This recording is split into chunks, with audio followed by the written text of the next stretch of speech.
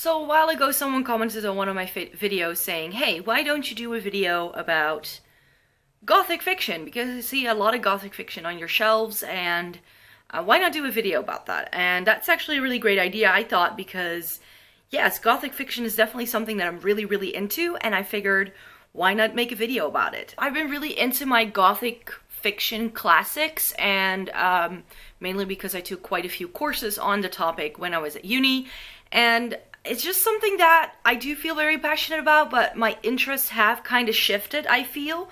But it's still a genre that I hold very near and dear to my heart. So I figured, let's talk about some Gothic fiction. Here we go. I have this set up in two parts, you could say. I first want to talk to you about some of my favorite Gothic fiction and like good places to start if you want to get into the genre. But I also have a couple of books here that aren't necessarily Gothic per se, but that I feel can fall into the category and that are a little bit more modern, I'd say, and that kind of play around with some of the concepts that are part of classic Gothic fiction, but that are translated to more of a modern setting. What is Gothic fiction? Gothic fiction as a genre had its heyday at the end of the 19th century. Gothic fiction isn't necessarily scary, especially not to people nowadays. I mean, maybe 150 years ago when this was all the rage, this probably was a lot scarier than it is now, because we are just used to so much more. But Gothic fiction it's much more about the atmosphere that is set in the stories rather than how scary it actually is. It's just a very dark, dreary atmosphere most of the time. I have 5 books here that are my personal favorite when it comes to the Gothic fictions that I just want to talk you through. Some of them are 19th century, others, and one of them actually isn't, but that does kind of tap into that. The first book I want to talk about is Dr. Jekyll and Mr. Hyde by Robert Louis Stevenson. This is a very short little novel that tells the story of how a doctor who is very much experimenting with sort of like the human psyche, which is another thing that in the 19th century a lot of people were like talking about. Phrenology was definitely like a science that a lot of people were into, so that you could see from physical features whether someone was going to be a criminal or not. So that definitely taps into, this book definitely taps into that sort of idea.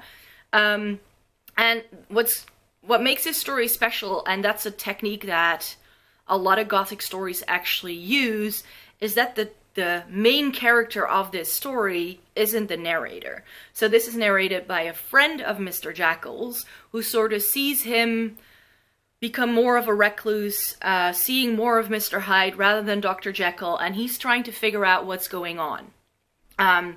So you get this third-person perspective, and this character is as little in the know as you are.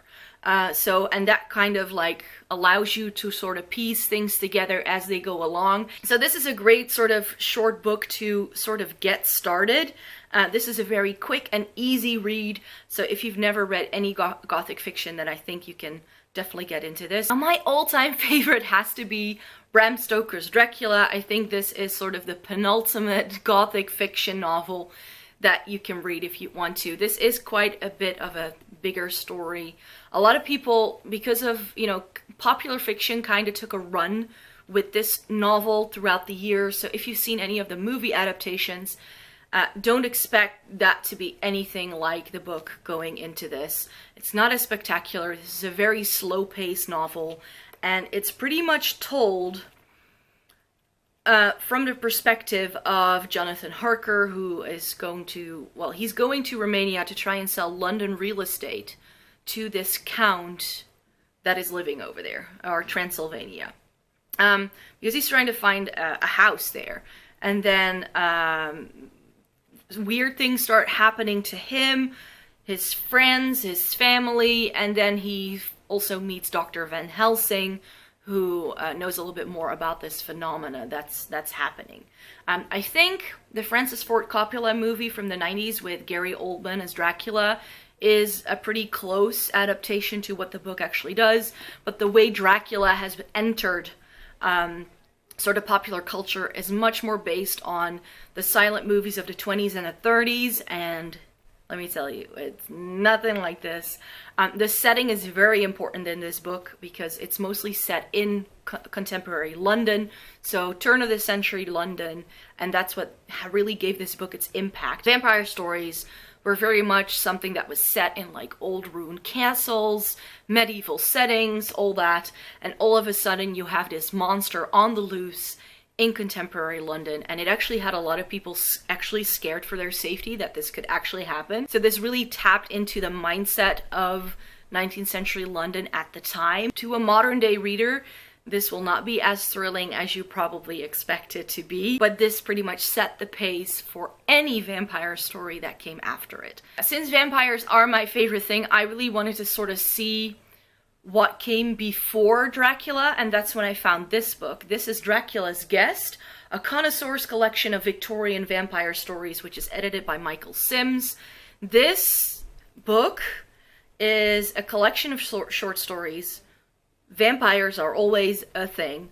Some of them have been translated from other languages to English, and it sort of starts with more like folklore things, and then it takes you through time and shows you how the vampire story developed until Stoker wrote Dracula. This also contains the first vampire story in English, which is The Vampire by John Polidori, and it also, I think, yes, it also contains the Lord Byron story. So if you really are interested in how vampires within fiction came to be, then this is a great one.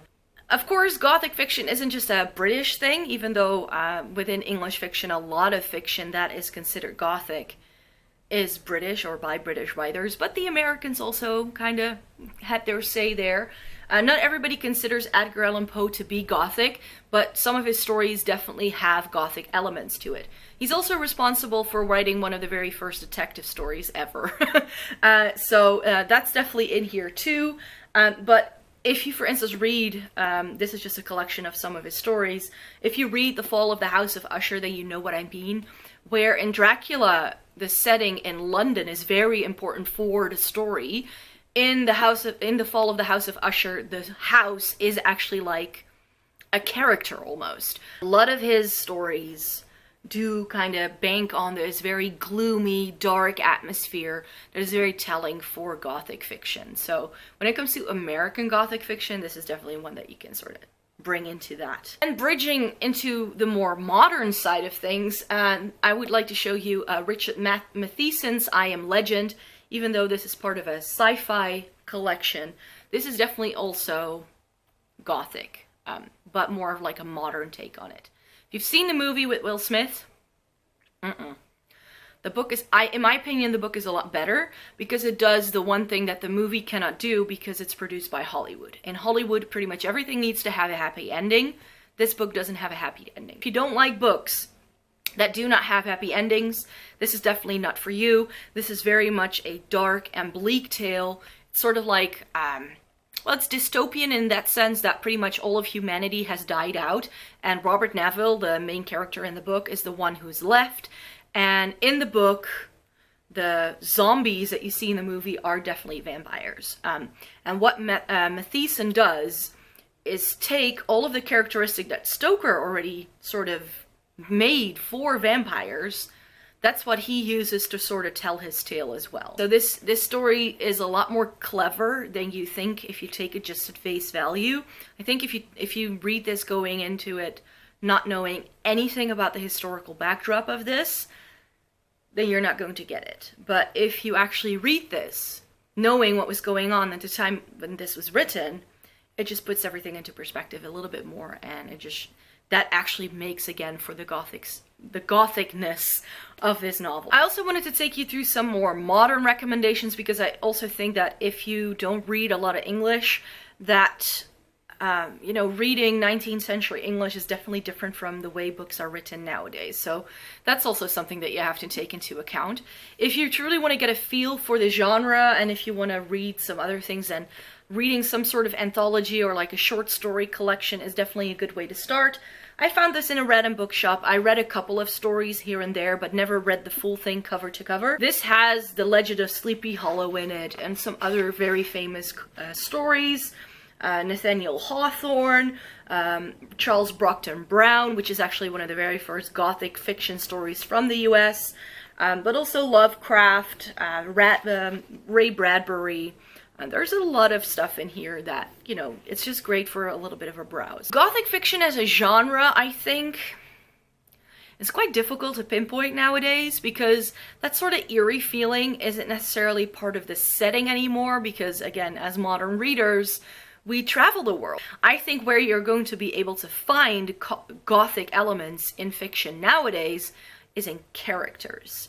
And I've selected 4 books here that I think have characters that are absolutely vile.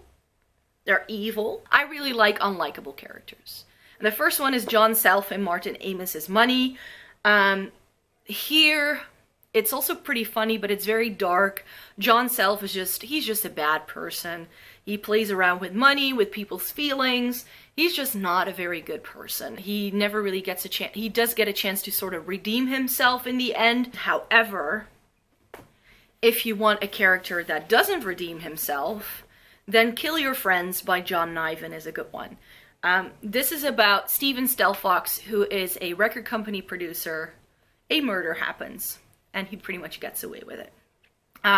So he is John Self, but where John Self sort of has this moment where he comes to the realization that he is a bad person, this guy just gets away with it. In the same vein as those two, Bret Easton Ellis's American Psycho is definitely a good read for that.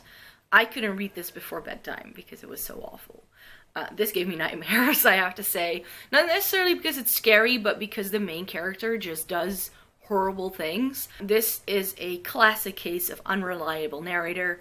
I think that's also the case in the other 2 books very much. A bad case of unreliable narrator, which is definitely why this makes it a Gothic read. And last but not least, I wanted to talk about Wise Blood by Flannery O'Connor. This is definitely not a book that, again, a lot of people have heard of, I think. But Wise Blood is definitely a bit of a strange book. It's about religious fanaticism. It's about the Deep South in the 1950s. It's about Hazel Motes, who's just completely crazy and who cannot believe how bad other people are while he isn't all that kosher himself. This is definitely an awkward one. This is definitely not everyone's cup of tea, but I do really enjoy this book. This is in my top 10. So those were all of the Gothic fiction books that I wanted to mention in this video. There's tons more that I could have gone over, but these were like the main focus for me. So yeah, I really hope you enjoyed this video. Please give it a thumbs up if you did, and leave a comment down below if you want me to do another sort of like genre type video like this. If you want to subscribe, that would be lovely. I make new videos every single week, and yeah, I hope to see you in my next video. Bye!